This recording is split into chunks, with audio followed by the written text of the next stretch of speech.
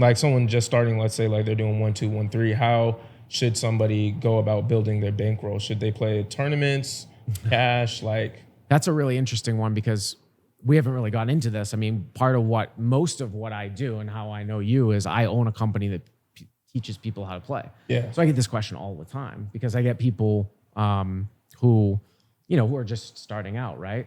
For the most part, tournament poker is not where you can really make consistent money.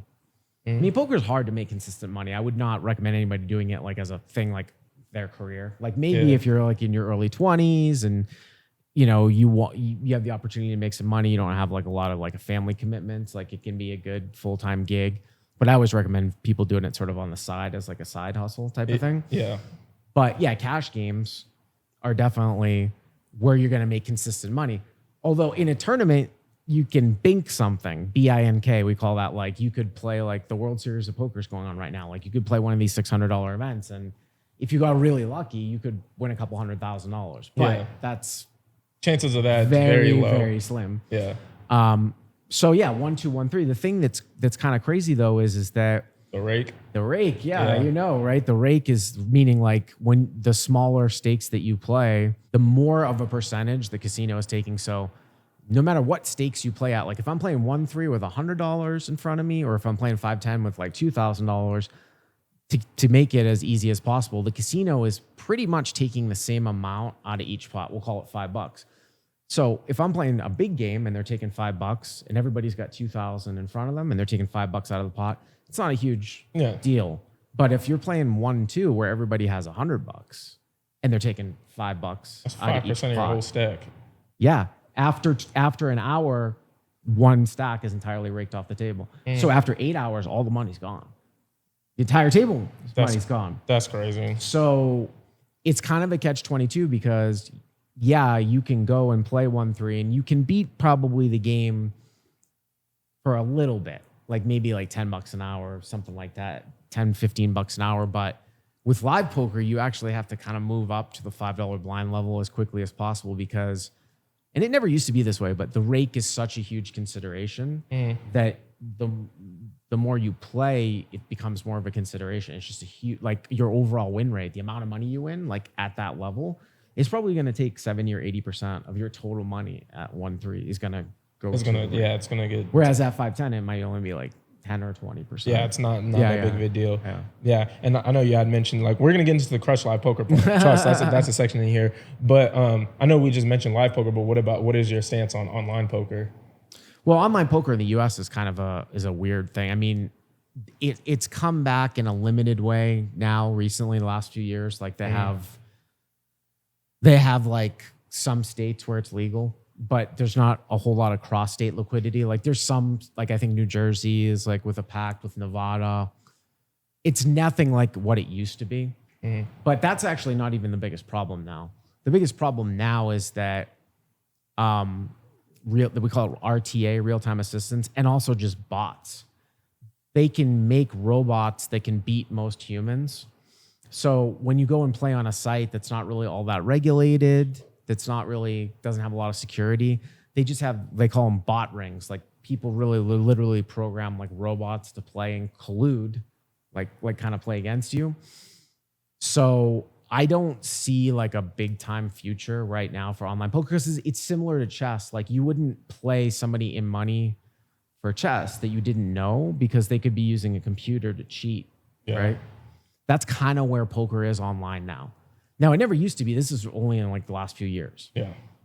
But there's a whole storied past with online poker. I mean, back in 2005, I mean, all the money at the World Series of Poker, there's so much money, party poker, poker stars. It was entirely unregulated. They used to throw, I remember going to a party where Snoop Dogg was like, he was like an ambassador. The show. He was the show at our like party with like 100 people. That's how much money like these companies had. And then it all got shut off like in 2011 because it wasn't really legal from the operator's standpoint. The DOJ shut all the sites off.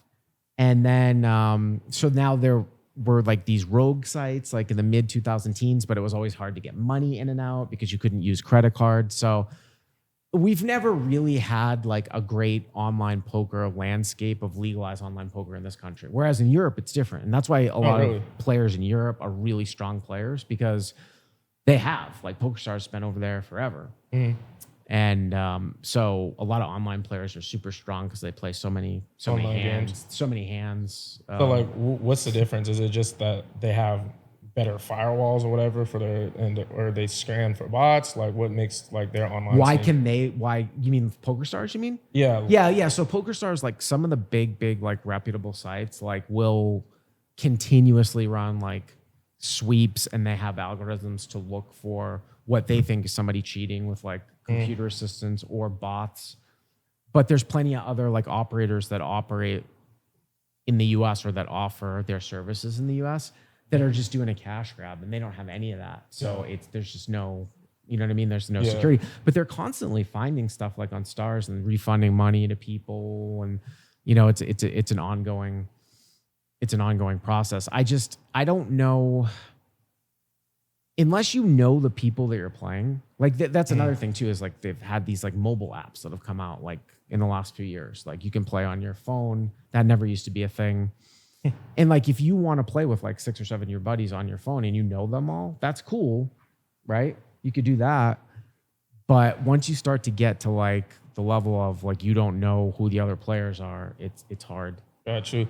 So I kind of want to switch gears a little bit and talk about kind of your like, you know, coaching and consulting career. I know that you went overseas with some Chinese players to like help them coach. Like, how did that come about?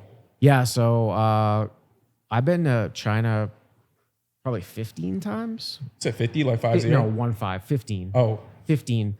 I was over there from like 2011 to like 2018. I haven't gone back like in 5 years. So about 15 times. And basically, like, I had a guy who was a subscriber of mine, like a guy who signed, you know, he was a customer of mine for a service. And he lived in China, and he had this friend that was like there's unbelievably wealthy people in China. His buddy was getting into poker, but he was a huge fish, which means like bad player, like a whale, but he was super rich. So he jumped into like the biggest games in the world, like in Macau, the biggest games in the world, but he didn't know how to play. So this guy needed like a real quick crash course to like have him like not lose as much as he was losing. That was the very first time I went over there. So I went over there and taught, you know, I watched him play, did like reviewed sessions, stopped the bleeding. And he liked it so much that he invited me back for other people that were similar to him all over China. Oh, wow. And then I started getting, check this out. Then I started getting hired by some professionals to teach the fish, the whales in their game. Meaning like there were professionals that were playing the biggest game in the world. And there were these rich guys that were losing so much money so quickly. The professionals knew that if they didn't get better quickly, the game would just no longer go. What? Oh, so they wanted you to train their competition? They wanted me to like get these guys to lose less. Oh, to lose. Wow, that's very interesting. Yeah. Or get them up to a certain level where like they're not, like those guys were never going to beat the pros. Yeah. But like, you're talking about they were like dropping like $500,000 a night. Like, you know what I mean? Like even if a guy's worth billions, like he's only going to do that for so long. These guys didn't know anything. So I was really good at like sort of taking somebody from zero and like didn't really know anything and bringing them up to a certain level, like in a short period of time where, okay, like they're at least have a chance. And I could probably bring somebody to like break even like at 1.3 or 2.5, like relatively quickly. Right. So yeah, I mean, I went over there. I mean, I was single at the time. I remember sometimes it was crazy shit. Like I would be like, I'd get a phone call like in the middle of the night. They'd be like, you got to be over here in like 36 hours. Or like, you know. China? In China, yeah. I lived in LA, so. Oh, wow. And then I'd be over there for like a month. So you wouldn't see me for like a month. That's dope. Yeah. That's dope. So yeah. No, I was going to say that so when you're teaching, you know, these guys that like really literally didn't know anything. Right. To like getting them to be, I guess, break even or slightly profitable, what would you say was their biggest reason for why they, you know, weren't Well, as profitable. they didn't know anything about like starting hands really. Like they didn't know about like position, meaning like the fact that somebody's like first or last to act. They didn't know anything about pot odds, you know. I just have a knack for like making some of that stuff that can be complicated seem easy. One of the things I told them was like, I'll give you an example. Like, you know, these guys like love to play like, you know, small pairs like deuce, deuce, 3-3. And I'd be like, well, you know, if you want to call or raise with like a small pair, like you need to be able, if you hit a set, you need to be able to make like 15 times whatever the guy raised. So if the guy made it 1,000 pre-flop and you wanted to call with like pocket threes, you both had to have 15,000 in your stack to call, because if they were shorter, you're going to lose. There's not enough money for you to make that call because you're only going to flop like a set 1 out of 8 times. And you're not always going to get paid off even when you flop a set. Excellent. Like the guy could have like kings and it could come out like ace 3-5. You're not going to get his whole stack if you flop a set of threes. So I had come up with that rule where, you got to make 15 times the raise. I mean, they'd never heard of anything like that. 15 times the raise size for small pairs, 25 times the raise size. I actually never heard that either. I'm learning as we talking. Shoot, okay. So I was more so trying to get at like, well, it was kind of the way I asked the question. But what about like people who actually know how to play? What would you say like at like 1-3? Like what's stopping them from like, you know, playing with maybe the big dogs at like 5-10? It's a lot of like, so most of the win, like the stuff that comes in with win rate there, I think is making like thin, like value bets, not going to like getting scared at the end of betting like one pair type of hands for value. Like I call people like showdown monkeys. A lot of people at those levels are showdown monkeys, meaning like they'll just like if they're in position and it gets checked to them, they'll just check behind and try and like even with aces and just win because like they're so petrified of like betting and then getting raised, like getting check raised. Yeah.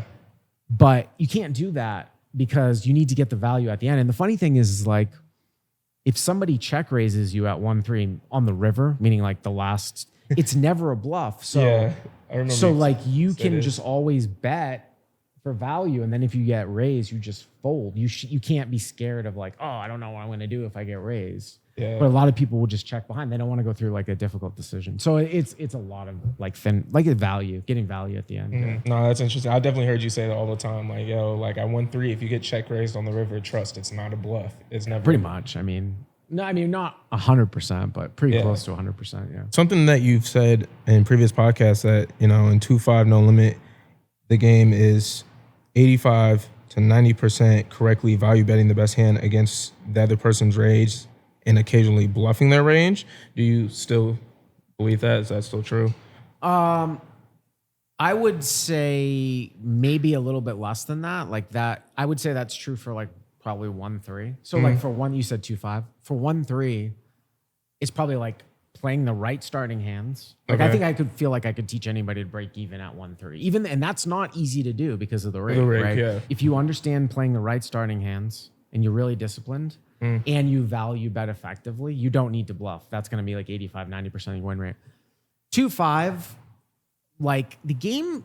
So I probably said that like maybe like 10 years ago. Yeah. Games have kind of contracted a little bit. I would say like contracted as in people playing tighter. No, in terms of game size. Like you don't have huge games anymore. It's 2-5 is harder now than it was 10 years ago. It's harder. Okay. Because people will play at 2-5, but some will still be decent players because the high stakes games are really, really tough.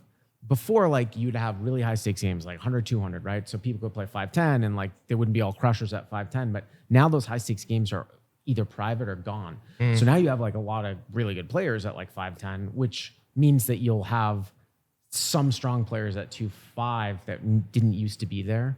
Do you see what I'm saying? Like, the game is kind of contracted down. You don't have, like, super high stakes games anymore. So it's made the competition tougher at the lower stakes. So I would say maybe 75% to answer, maybe 75%. Yeah. And then you talked about, you know, the evolution of the game. How has the game evolved, and are some principles that you believed in earlier in your day still like applied today? Like, have you seen anything change? Oh, I mean, I don't think the game has changed really much at those levels. The only thing that I think the biggest change now, and it will continue to change, is like, people do things with bet sizing that we never really thought of before. And that has to do with like access to what they call like GTO solvers, where a lot of people. So a solver is like it's like a computer program that sort of tells you what the best play would be in a game theory optimal setting. Now, what does game theory optimal mean? It's a whole kind of science. It just means like the absolutely correct scientific way to play in a certain situation, in a certain mathematical situation. That's like game theory optimal. Mm-hmm. Now, a lot of times you don't want to play game theory optimal because you won't win the most money. You'll win, but you won't win the most money playing that way. So I've always approached the game and teaching people the game not really to pay attention that much to game theory optimal choices. Right. But now, and also to get access to the game theory optimal answers was quite hard. Like you would need to have a very strong computer, and like one hand might take a day to get the answer because it was they call them game trees. So it was like calculating all these different possibilities. Mm-hmm. But as computing power has gotten like stronger and stronger, now you don't even need a strong computer because there's like web-based subscription services that already have a lot of these solutions already solved or use like cloud computing. So where I'm getting at is like there's a lot more access for the average type player to use these tools. And what these tools have brought out is like bet sizing types of variables that we never saw before. Like when are you supposed to bet like 3 times the size of the pot? When do you bet like 20% the size of the pot? Mm-hmm. So that's kind of the new part to this. That's probably stuff that I hadn't seen 5-10 years ago is like these varying bet sizes and no limit. Got you. Where everybody would just usually bet like half pot, 3/4 pot. You just wouldn't see that much like over betting and stuff like that. But you still don't see that stuff much up to 2.5. I mean, you're talking like at 5-10 and above. I still think that you don't like, you can still make pretty decent money at 2.5. And I'm talking like maybe $40-50 an hour or something like that. And you won't see very, very tough competition, but you will start to see really tough competition at the higher levels. And actually part of that was crazy, which makes poker so hard, is like you used to have like rich guys, whales, be in the high stakes games. And there was always like free money to go around. Now those guys got pulled away and they play in private games. If they still play poker, they're playing in either a home game or they're playing in a game in a casino that you can't get into. Like it's like a quasi private game. So any game where like you go and sit down at the win at like 5-10, there's not going to be any free money like at that table. That's going to be a really hard game because there's no bad players, because the bad players are in other games that you're not allowed to play in. Exactly. At that level. Okay. So it's kind of like so there's like a politics thing to it. There's like a politics nature to it too. So I've seen a lot of guys transition to like spending more time thinking about how can I build my own game and curate my own lineup as opposed to improving their skill as poker players. Because that's really the way to make the most money, is like run your own game, invite the right players. Oh, okay. I see what you're trying to get at. Okay, because I was about to say, what? Start your own game? I'm like, oh, okay. Invite whoever you think that you could beat, basically. Right. Host your own game, curate your own game. So I've seen a lot of guys like go in that direction, spend their time as opposed to like, trying to become like the best poker skilled players in the world, going in the direction of, all right, I'm going to, set my own lineup. What am I going to do to make my game the best and get these guys in the game? Because I know that I can beat these guys. Plus maybe I'll get a piece of the rake from the casino. So yeah, they have these quasi private games in casinos, like, and they're in all casinos, like it was, 25-50 or 50-100 at 100-200 at the win. Like those you can't just sit and play in that game. Yeah. You got to get invited. Yeah. You got to be invited. Definitely. So yeah, I mentioned bet sizing. So there's this thing in sales where it's like a scientific thing. Like you don't ever want to like say like, oh, my services is like, I don't know, $2,000, right? Because people think that it's like negotiable or something like that. So you want to say it like it's like $21.50, right? Would you say that kind of that same theory kind of applies in poker? Like if instead of betting like $2,000, that players should like bet like some odd amount? You might be confusing this with something that I call chip spiking. To answer your first question, no, actually it's more of a percentage. So The number doesn't matter. If somebody's trying to play by like a computer, like game theory optimal, they're always going to be looking at more of a percentage. Like, okay, like on this board, it's a 3-bet pot, meaning I re-raise pre-flop. I can bet 100% of all my range here for 20% of the pot. So whether the pot's 500, I'm going to bet 100. If the pot's 700, I'm going to bet 140.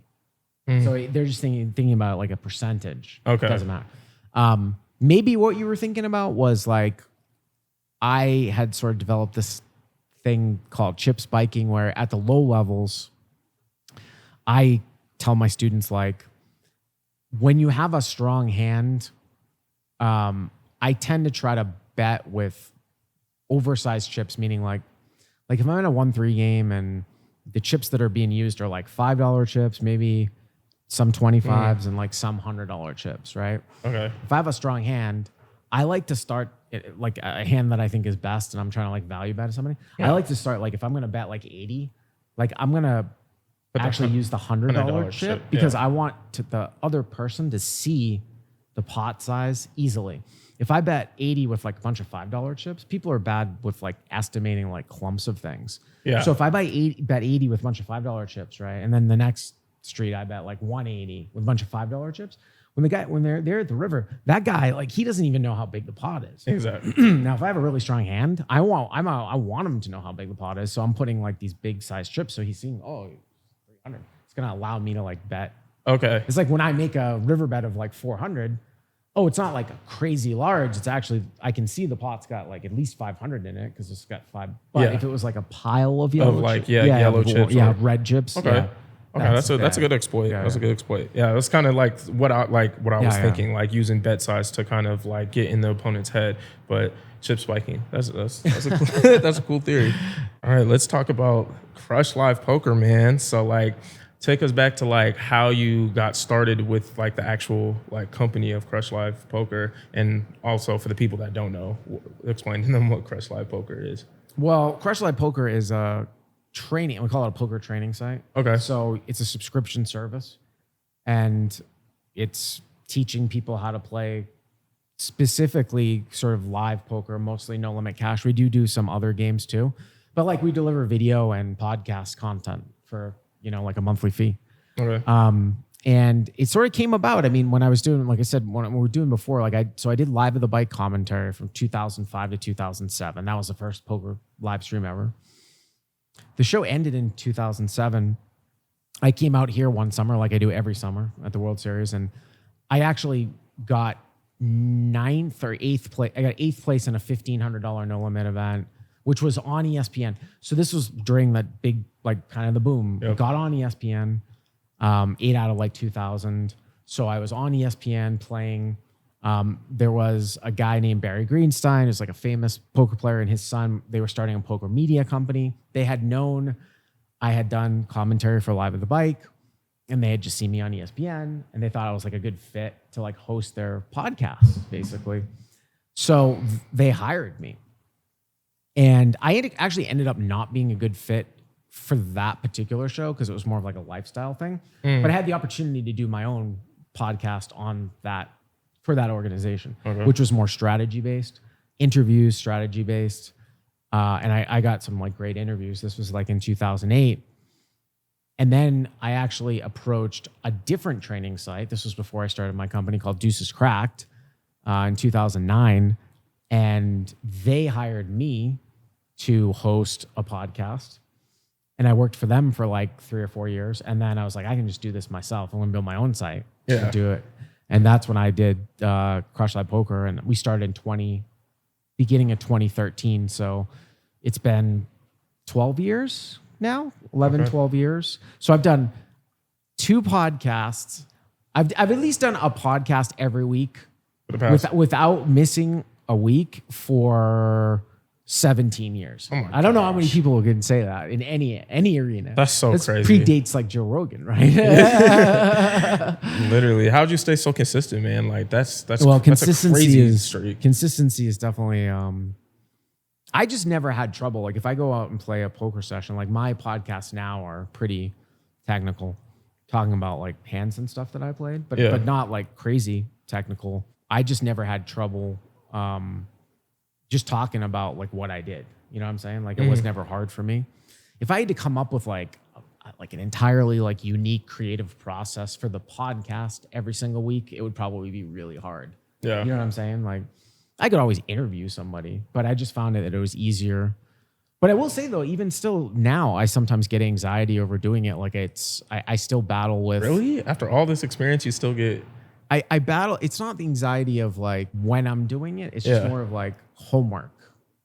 Like I was always like, wait till the last minute. So, and it can really mess with your life because like it's like, well, you're doing this thing like once a week, and I'm running my business too, so I've got other shit to do. So I'm like constantly like doing the other stuff, and then this thing's kind of lingering, and then I'm like procrastinating. Where if I could just do this thing first, I wouldn't have any like wasted time procrastinating. So yeah, and then sometimes like, yeah, I think sometimes there's a little bit of anxiety with how the product might come out. You know what I'm saying? Like I can tell sometimes when after you're done like recording and stuff. Well, I can tell like right away, like if I'm doing a podcast based upon a session that I played that's like super fresh in my mind, that was only from like yesterday, it's really easy. But if I'm doing a podcast about a session that I might have played like a week ago, or part 2 of something from like 2 weeks ago, I can just tell from pauses, from me listening back, that like it's not as clear. It's not coming to me so fast. Yeah, I can catch it. But that's where you get a lot of like if you're doing regular recording stuff, you knows, stuff like that, like stuff that you want to cut out. At least for me, when I hear myself saying those words, I know I'm like, oh, I'm struggling a little bit. You know what I mean? Yeah, I mean, it can always be cut out like in post, but it's like that. Yeah. Nah, I literally like my 3rd episode I recorded. Oh my goodness, like I was stuttering crazy. Like those filler words are definitely hard to like get out. So I always do feedback at the end of my podcast of, you know, what can I do better for next time? What I do good and stuff like that. And then to your point about homework, that's like, I would say that's probably the most time consuming part for me, is making sure to do research on like my guests and stuff that I have on. I don't want to just come in here and just start, you know, just asking super basic questions that I should probably like already know and stuff. I mean, if you're doing something live, I mean, the other thing too, I mean, I always listen to like Howard Stern, like all the, like, he's like, I listen to like 20, I actually don't listen to him that much anymore, funny enough. But he used to like, I mean, thinking back, so like you can do a podcast, right, that you can do in post, right? And it doesn't matter. Like you can do it in post, like you can use Audacity to like truncate silence. Like I actually do that with my podcast just sometimes. But like a lot of people now do, you know, live streams, podcasts, and then cut up, you know.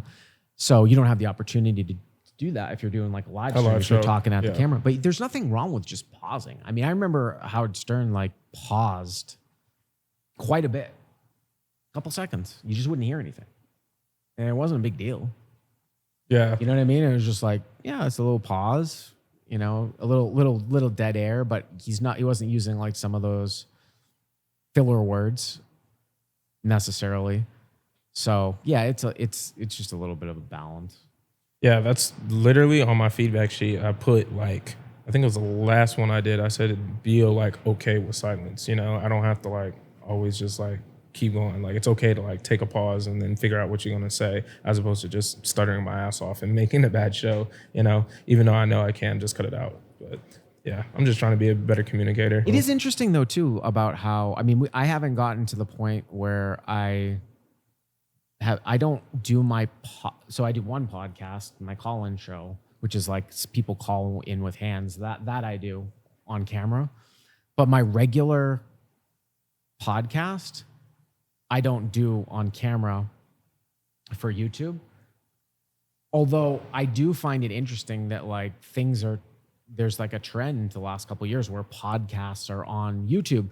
And I do feel like it is different to like I do get a different experience. Like I can obviously listen to a podcast that's all audio, but I get a different experience if I'm watching it. You know? Yeah, the rise of video podcasts is just huge now, which is part of the reason why we're here now, because I want to start a video podcast. It's just something different about just being able to just like see things, especially like for poker. Like I can't imagine listening to a poker podcast and having to like literally visualize everything. You know what I mean? Well, that is a little bit of a challenge, and that's something that I'm good at, like repeating the board, and I, you know, I give notes and stuff like that. But even if I were to do my flagship podcast, I wouldn't probably be doing visuals. But I'm saying that you still kind of get a different experience when you're watching somebody talk, even if there's no visual. You know what I'm saying? Yeah. Because most video podcasts, you're just watching them talk, like Rogan, right? You're just watching It's them not talk. really edited. Yeah, or yeah. anything. You're just watching them talk,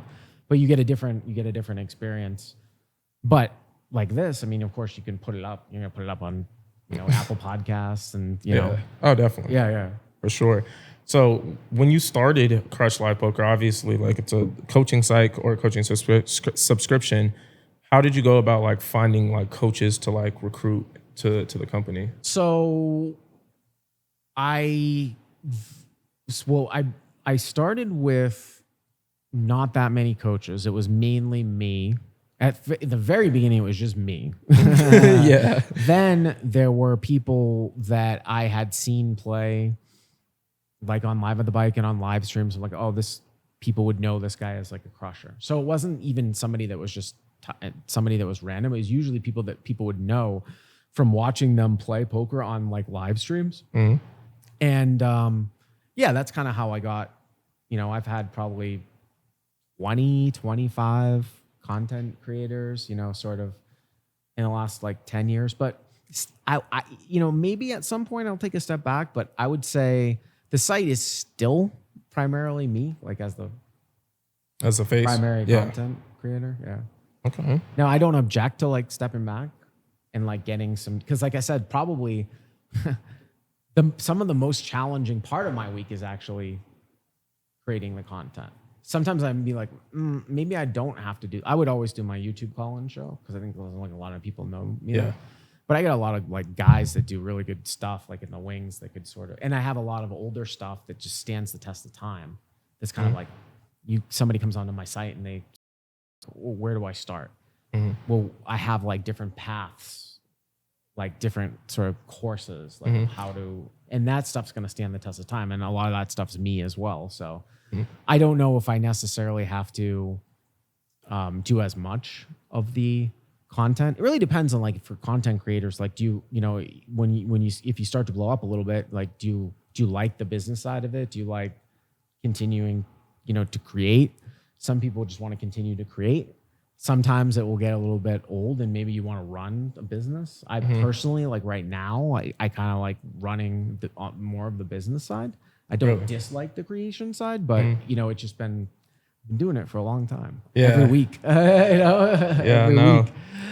So given that you are a poker coach, have you found it hard to kind of be a little splashy on the table whenever you're playing in a live stream? Well, that's, yeah. Well, it's funny you say that. Like, no, I have to protect my brand. I can't really play splashy. You know, because I'll get invited to play in these games on Hustler Casino Live, which is like the biggest live stream. Yeah. People know anything about poker, they've seen it. Mr. Beast has played on there.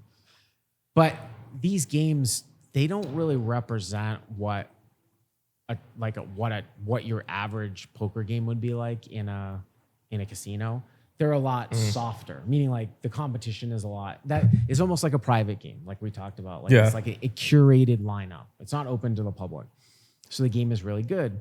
So usually a guy like me wouldn't get invited into the game, but I get invited into the game because I'm somewhat of a name and I also help them with commentary. Yeah. But even still, like you don't, you know, winning poker a lot of times is like not playing many hands. It's called playing tight. Like you're only going to play like 20% of your hands. Well, I don't want to just play 20% of my hands and then look like a big nit. But at the same time, I can't like look like a total idiot, right? You know what I'm saying? Like there's a balance. There's a balance, and it can be somewhat challenging to be a poker trainer. You know, try to play somewhat splashy, but don't win.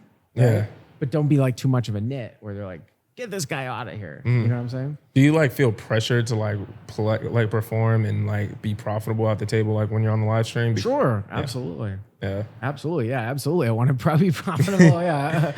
you have, I have enough of a sample size. Maybe I've played on Hustler Casino Live like 10 times. That's like 40 hours. Even though it's only like 40 hours, which is just nothing, like it's like 1,000 hands. The game is so easy. The game is so soft that if I was losing over that period of time, I know, even though it's like you'd be like, this guy's a poker trick. Like, how can you possibly be losing even after 40 hours? Unless like I lost some massive pot.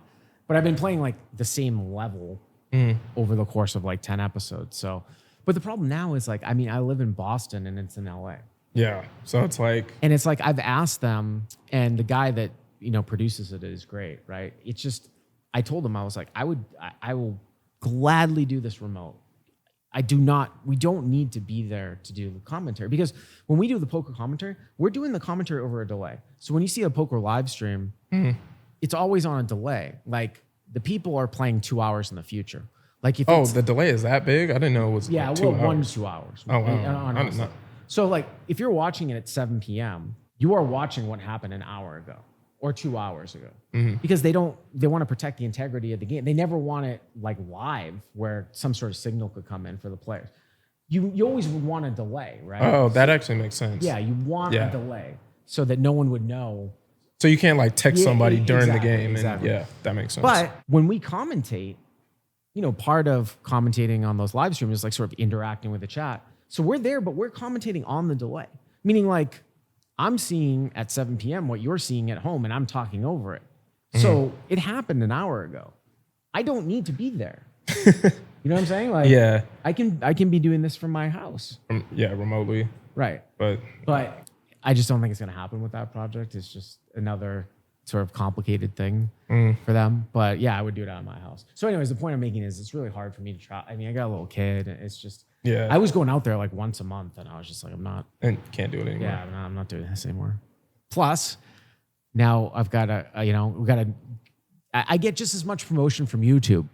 And then I found this guy to cut vertical shorts for me. And he... That's funny. And that helped too, so. When I was going to ask you, like, how has advertising CLP on your YouTube been over the years? Well, yeah, I started doing just a podcast, a call-ins podcast, which was people like called in through like Zoom or like Google Meet and asked me about a hand, right? It was just an audio podcast. Then we got the idea like right around 2018, like, the thing about poker wasn't really on YouTube until like 2017. Like the live streams were either on Twitch or like weren't hosted on YouTube. For whatever reason, poker never really, you look at YouTube now and it's like everybody, YouTube's such a big thing now. And now everybody has smart TVs. So like they have YouTube on it. So, my dad's always watching YouTube, you know what I mean? But back then that wasn't a thing. When we really had smart TVs, people didn't like really watch YouTube that much. You know what I'm saying? Yeah. And so poker live streams would be on they'd be like hosted on their own website, like Live at the Bike was, or they would be on Twitch, which was more of like Twitch is still a thing, right? It'd be like more of a gaming thing. Yeah. But so we had a Twitch thing that we would do sometimes, but it was like kind of lame. And then Doug Polk, who's like one of the big names in poker, like he started doing his thing on YouTube, and it worked. It was like, oh wow, and YouTube's way bigger than Twitch. This was even like in 2017.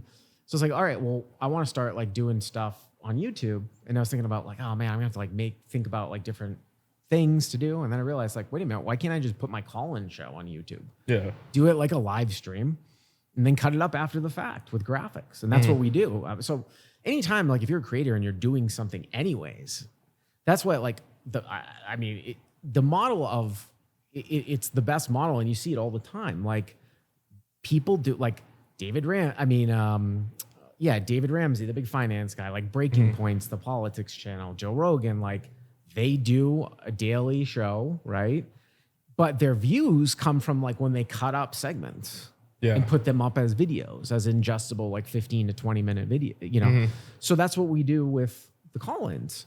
So, we might take like 5 calls, like per live stream, and then cut them up. And then we do graphics after the fact. Like when it's live, I actually use like a notepad. You've seen it. Like I use a notepad because I try to keep it fresh. So I don't preload the hands. So I'm sort of typing along the action, and it works for a live stream. But then when we put them up On YouTube, as clips, we use real good graphics.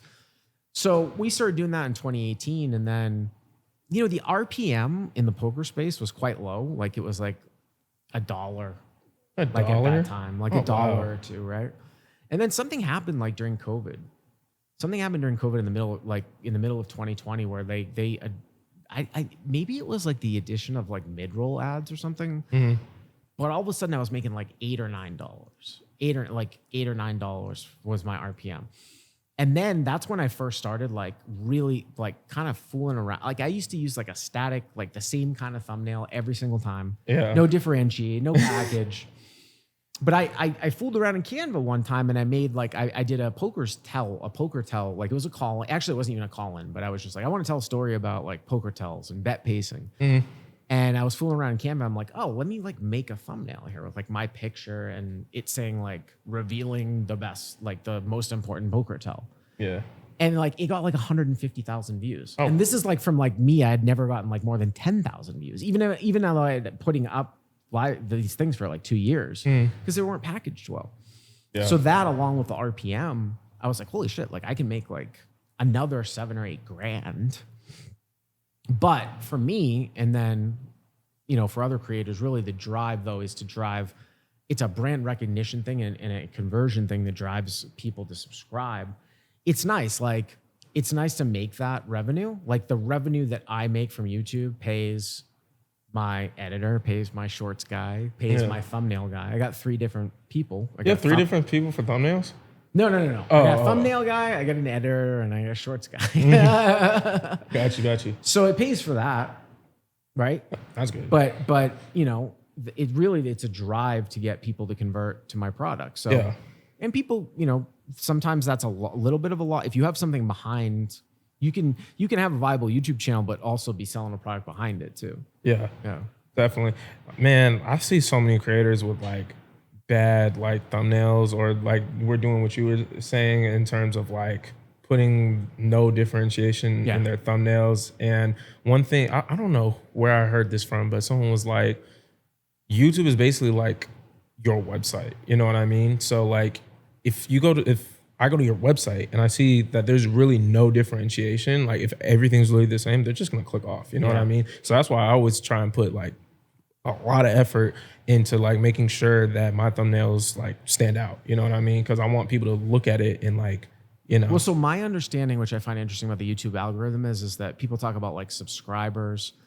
Subscribers don't really mean a whole lot, although it gives you a guide into how the algorithm works. And what I mean by that is like, you could call it this, but it doesn't really work this way where your videos are served up to your subscribers first, but it's not really your subscribers. It's people who tend to watch your videos the most, which are going to usually be your subscribers. So but it's not your subscribers specifically, but it's served up to the people that, watch your video the most. And then based upon that performance, like in terms of like click-through rate and like first watch time rate, like in the first like hour seconds. Or two. Yeah. But I mean like even the first hour. When you post it. Yeah.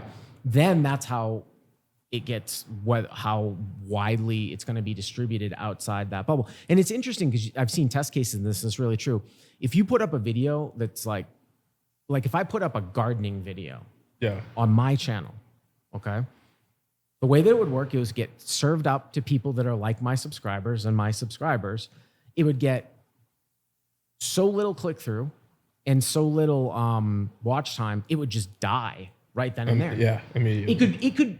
I could do much better. I could like this video could be the best video in the world. And like if it was on an entirely different channel, it could be viral. It could get 10 million views. But because I publish it on my channel and the people that watch my videos the most wouldn't be interested in it, it just dies. It just dies. Yeah. Right, exactly. Right. So anyways, that's how we got into like we put the call in shows and it's been it's been great. And yeah, I mean, I think it's driven. We have more subscribers on our website than we ever have, and I get recognized like way more. Yeah, I was actually about to ask you that. How's being now like a, I guess, poker celebrity for lack of better terms, like, Well, and being recognized. people always knew who I was because I've been around a long time. Yeah. So they know my name, but like I wasn't like in their face every day like I am now, like with like shorts and stuff like that, like every single day, like in the algorithm. So yeah, it's different now. Like people just know, like they knew my voice and they knew me, but they might not. They maybe hadn't seen pictures of me, but like, you know. Yeah, they didn't put two and two together. You know, in a mass of like 10,000 people at the World, they might not know. But now they're seeing me like every day. So definitely. Yeah. So in your Boston Globe article, says after 15 years of grinding at the table, I don't really consider myself a full-time poker player. In fact, he probably wouldn't play poker at all anymore if it wasn't for the fact that you are running a successful site, which requires staying current with strategies in a game that is endlessly evolving. Right. Do you still feel like that? That you are kind of... I mean, it's just, I mean, I've been doing it for like a long time. A long time. And I was playing like full time, like all through like 2010 to like all the way up through COVID, pretty much, like full time. So, you know, sometimes you just like want to move. I mean, I like doing the stuff that I do now, running the company. I like doing stuff for YouTube. I like doing videos and stuff like that. So if I didn't have my company, I don't necessarily like gain pleasure like from a hobby as like going to play poker. Like I would not be a professional poker player if I didn't have, you know, if I wasn't like in the business right now. You wouldn't like try to like play for a living? Like not right now, no. No, I'm not saying that I couldn't. I just wouldn't want to. You wouldn't want to? Yeah, I would move on to other things. You know what I mean? Yeah, I got you. Yeah, most definitely. And then how has, you know, fatherhood impacted you know, the business and your career? I mean, it's less time, and my studio's in my house, so sometimes I have to you know, work around like his naps. I mean, it's funny, like I have a soundproof studio, but like I built out like in the attic, and what I realized is like if I have air conditioning on like on the second floor, it's making noise up in the studio, so I got to record at times when I can shut the air conditioner off, like in the summer.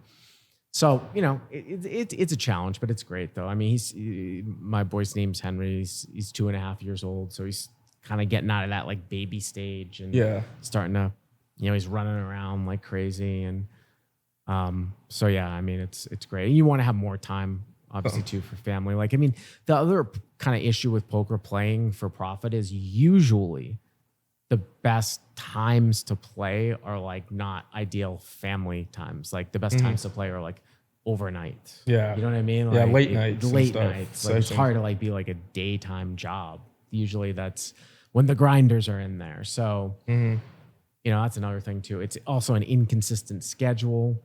Yep. If you were playing full time, I think it's a great gig for somebody that's like single and doesn't necessarily have like family, you know, commitments. But it's definitely hard. It's definitely hard. That's why I say like I think most of the people that sort of subscribe to my site, I think it's like a good side gig. You could call it like a fun hobby where you can make money at it and you can like a secondary source of income as opposed to just like doing it full time. You know what I mean? Exactly. Yeah. I know taxes must be really rough and stuff like that. So like it must be hard to be profitable between taxes and the rate. Yeah, I mean, if you're a professional, it's like any other business. Yeah. I won't get into this, but if you're not a professional, like if you do it as a side gig, it's actually gambling is taxed like one of the worst ways like of anything that you could do. It's really, really messed up. I didn't even know that. Yeah. Yeah, it's really, really messed up because like if you basically like have to like the way that they want you to claim like gambling income, even if you like break even or lose, you're supposed to claim like all the money that you won, and then you're supposed to claim all the money that you lost. So you don't just net your money. Now you might be like, well, what difference does that make? Well, there are some states that don't allow gambling losses. So I think Illinois is one of them. What do you mean by don't allow? So at the state income level, so for example, if you went to a poker tournament and like you cashed for like 10 grand, right? Right.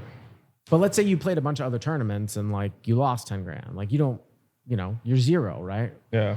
So the way that you have to claim that on your taxes is that you have to put the 10,000 as an income, and then you have to deduct by choosing your itemized deductions, which is a whole nother thing. You can't take the standard deduction. And the deduction is called gambling losses. So you have 10,000 in gambling wins and 10,000 in gambling losses. Okay. Well, there are some states that don't allow gambling losses. So you have this 10,000 in wins, and even though you're at net zero, you're going to pay state income tax on the 10,000 because you can't deduct the loss. That is so crazy. Yeah. It's just it's crazy. It's crazy. No, Yeah. I'm gonna stay away from that. Yeah. I was not gonna make it as a pro. That's regardless. crazy. Yeah. You talked about a gaming consulting project back in 2021. Oh wait, when you were on the World Class Poker Coach podcast, but you couldn't speak on the details about it. Which podcast was that? It was the World Class Poker Coach podcast. Oh, I was doing some consulting during COVID with a company where we were sort of exploring. There's a carve out. So all online poker now is like sort of state to state. Like I talked about before, like there's no like country. Like if you're playing online poker legally in Nevada, which you can, you're playing with other Nevada players only. You're actually playing with Nevada and New Jersey. It's the only thing. But like if you're playing poker in Michigan, it's only Michigan players. And it's the same thing as sports gambling. You have to be in the state. They have a geolocation thing.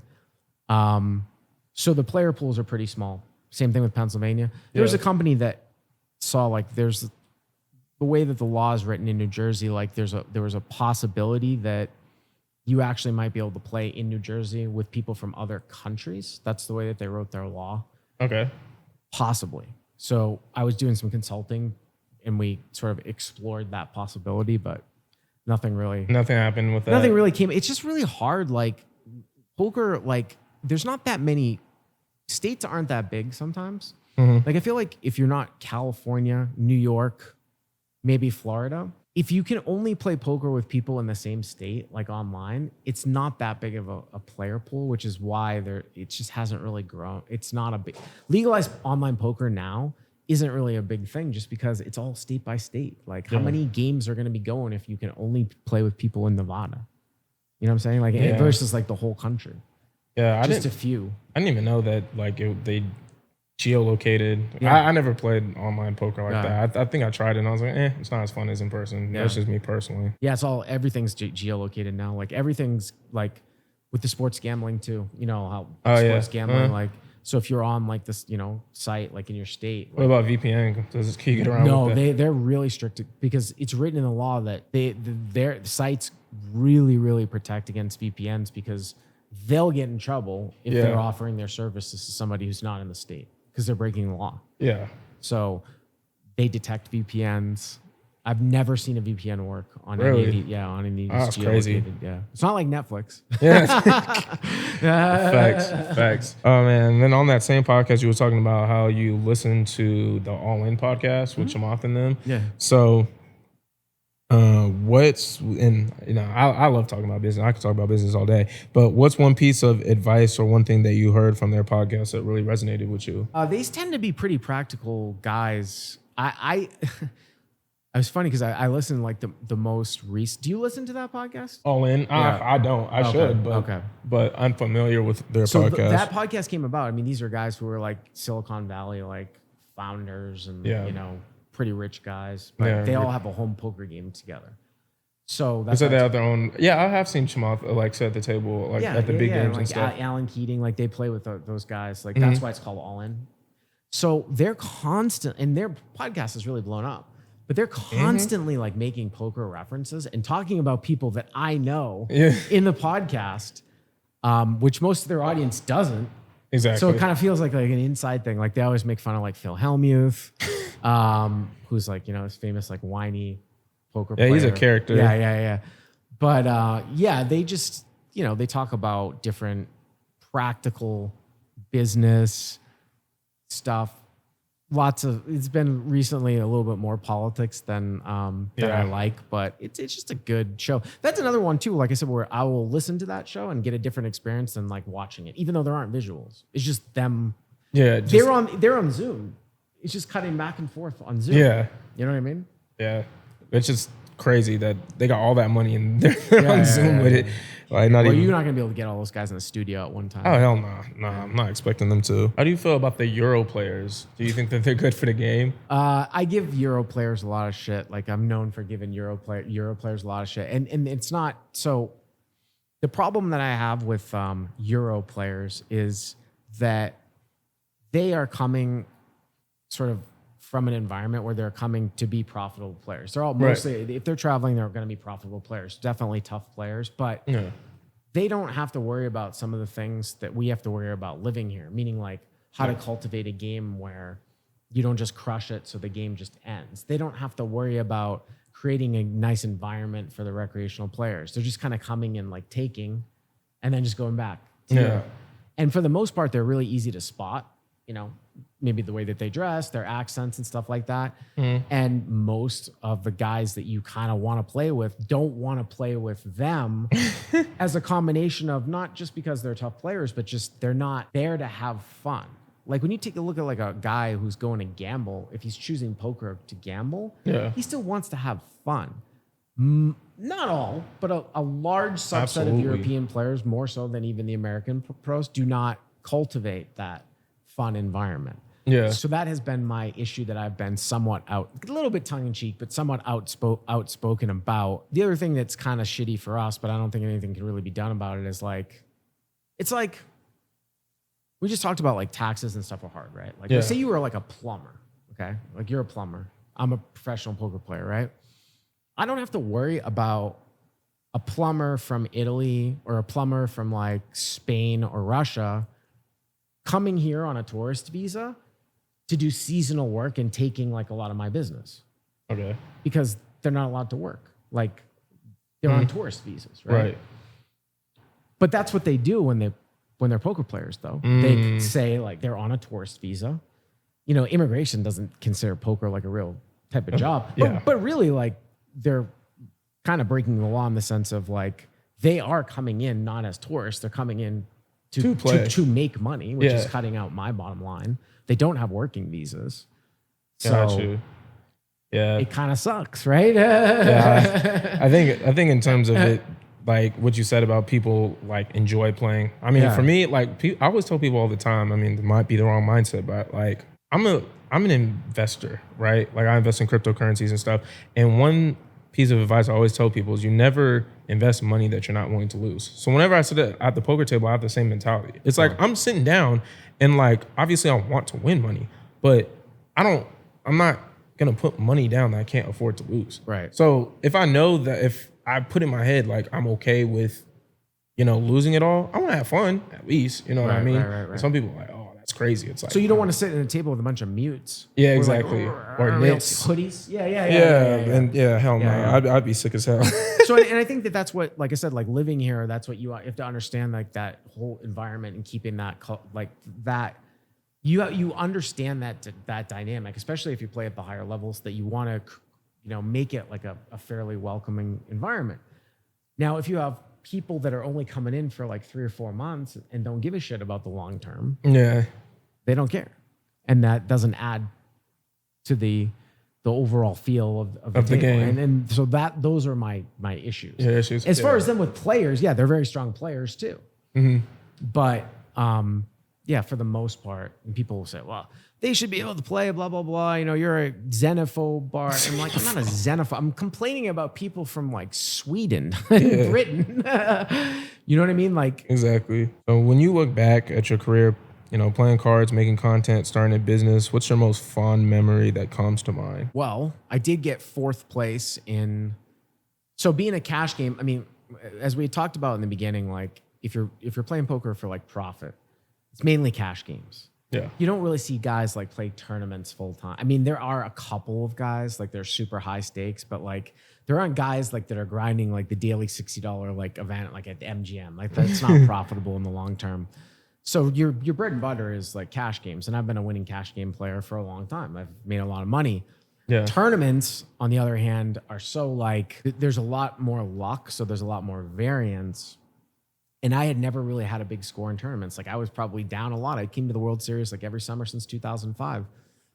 So I finally had like a big score like in 2019, like right before COVID. I got 4th place in the Monster Stack, which is a $1,500 buy-in, and it paid $365,000. Oh, wow. Which made me like just positive for tournaments for my life. So that from a poker playing perspective, that has to be like that. I mean, I've made 5 or 6 WSOP final tables like through my life. And I got like 100th in the main event in 2007. That was also, by the way, when you asked me about my first gig, I said I got an ESPN final table. That was another notable thing. But I also went really deep in the main event that year, and that was shown on ESPN. But yeah, from a from a poker playing perspective, I think that's probably like my highlight. I just had a feature like written about me in the Boston Globe magazine. That was that was cool. recent. That was recent. That was pretty cool. Like my family saw that. Mm-hmm. And then I got to commentate on Hustler Casino Live. I'm like literally like the most infamous hand like in the history of poker, which was that Robbie Jack 4 hand. Like I was the commentator for that. Literally. And that went all across major news stories. Howard Stern played the clip. So I heard myself on Howard Stern. Yeah.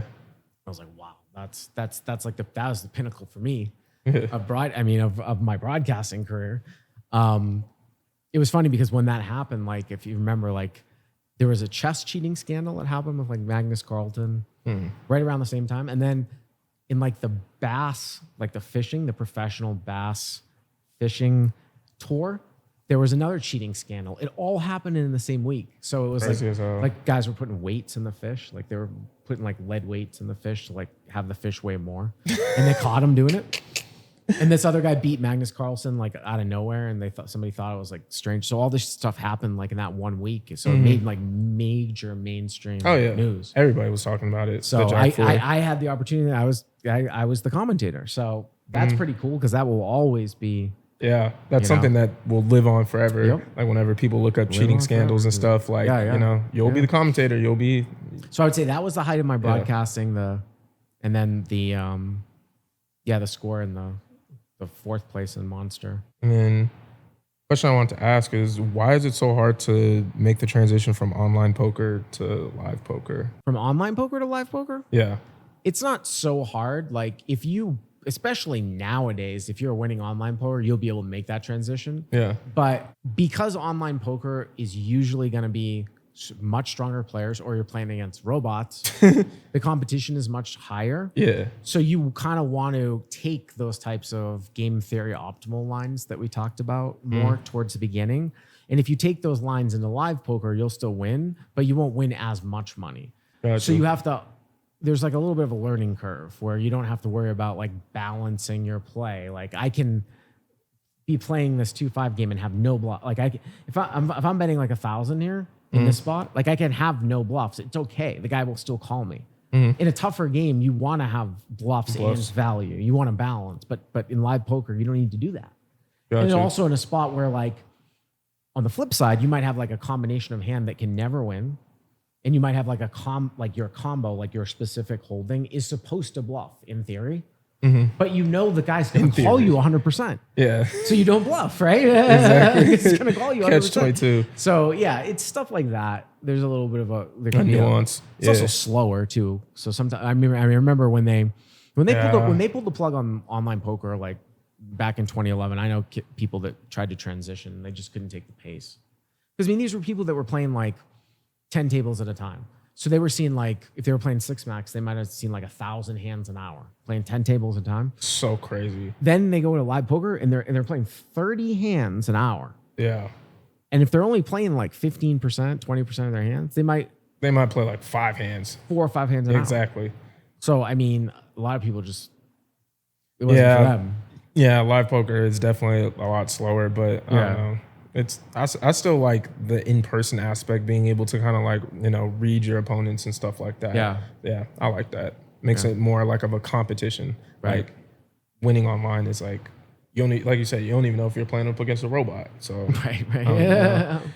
Right. Now let's go to the rapid fire round. If you could wave a magic wand and change anything about poker, what would you change? I wish there weren't so many foreigners that were coming in to the cash games. Okay. Yeah. Honestly, I think that's the Euros are really. I think that it's made it's turned a lot of the public games private, and it's been bad for like the overall. I didn't even know it was that bad with the Euros. Yeah. Okay. Shoot. And then cash or tournament games. For me, which ones do I like more? Yeah. I mean, cash games. Cash. Tournaments are fun at the WSOP, but yeah, like right now I'm playing a 10K tomorrow. So yes, yeah. Trust. I'm a cash game person too. I have a friend. He's pretty much the complete opposite. I actually texted him right before I came here. He was like, "Yeah, no, I'm strictly tournaments." I'm like, "Bro, tournaments can miss me."